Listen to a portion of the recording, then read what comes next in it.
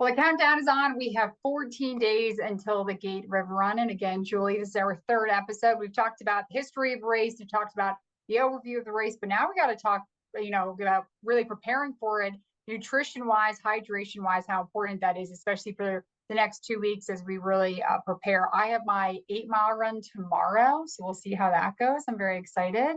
Definitely Okay. not hydrated at all for that, but I guess I'll push the fluids tonight. But with 2 weeks out, just what should runners start thinking about? Should they be drinking more water these over these next 2 weeks, especially a couple of days out, or just kind of push in similar fluids to what they always drink? Yeah, it's a really good question. So, 2 weeks out from any major race, I always like to say the emphasis starts to shift away from the training, which we discussed last time, and towards things like you're talking about nutrition, hydration, rest. Actually, in order to feel our best on race day, it's important to start logging those extra Z's now. So, think about that. Maybe getting into bed, 15, 20 minutes earlier each night. Those kinds of things are going to start to make a big difference. It's not uncommon what you said for a lot of people who are at work throughout the day to not be hydrated. Maybe we tend to grab that extra coffee instead of hydrating, but start to think about those things now. So when I think about nutrition as it relates to race day, I like to start thinking about course nutrition, what's going to be offered on course, and to start in these final training runs like your 8 miler tomorrow, practicing those things. And then I like to think just in broad nutrition overview in general. So those two things, course nutrition. This would be a great time to get on the Gate River Run website, First Place Sports, and look up. You can actually look at the course map and you'll be able to see where everything is going to be located on the course. So I could tell you there will be a water station every mile, but you can actually look and see where are those water stations going to be, what's going to be offered at those. In terms of electrolytes and gels or whatnot. So start practicing with those things now. And here's why. If for some reason you need more than what's available on the course, then you can plan ahead for that. You can run with a bottle if you need to. I can tell you this race is so well organized that you should be able to effectively do this race well without needing something.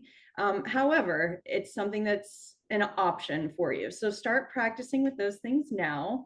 Get your body familiar with what your race morning routine is going to be, what you're going to eat beforehand, how far out before the race you're going to eat it, and start practicing those things. I could tell you what works for me, but what works for me might not work for you. So experiment a little bit. And then just as an overview, the next couple weeks, yes, the temperature's starting to crank up in Florida. We're heading into spring. You can probably feel the humidity rising a little bit. So just in general, start to think about an extra glass or two of water a day, maybe a glass before dinner, and just start. If you just mindfully always have your water bottle on you, if you just mindfully start thinking about those things, even on just your daily commute, have your water bottle and drinking a little bit more water. So, and then I just say one more thing. We're still in like cold and flu season. So just continuing to blast your body with, as they say now, eat the rainbow. So blasting your body with whole fruits, veggies, the more colorful, naturally colorful a food or beverage is, the more nutrients you're going to be stocking up in your body in the next couple of weeks. That Friday before, what do you think is the perfect meal for someone as they wake up Saturday, hopefully feeling the best that they can for the race? Yeah, it's a great question. I'm a little bit more old school myself, so I like to carb load. I'm always a big fan of pasta the night before or rice but bottom line is just something that's easily digestible by you. Some people like a lean protein, again, at this point and again, you can experiment before your long run.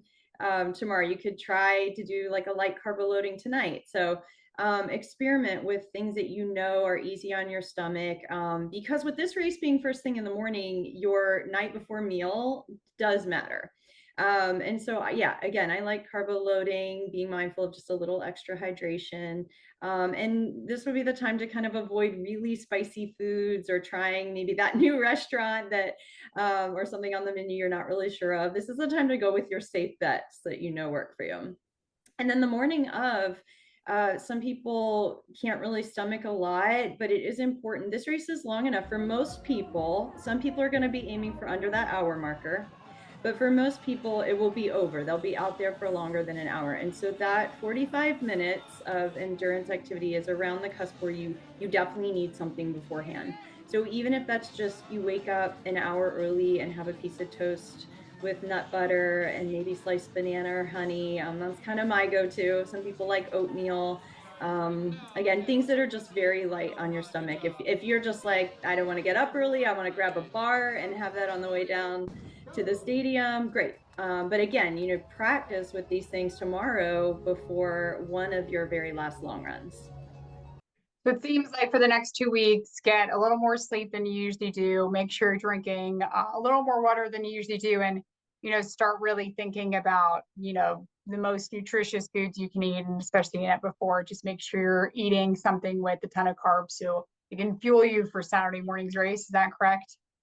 Yeah, that sounds great. And some people, when it comes to the carb loading, that this isn't a marathon, so you don't have to go overboard, because that's one thing. Just like I mentioned, I think last week or the week prior, not cramming in missed workouts.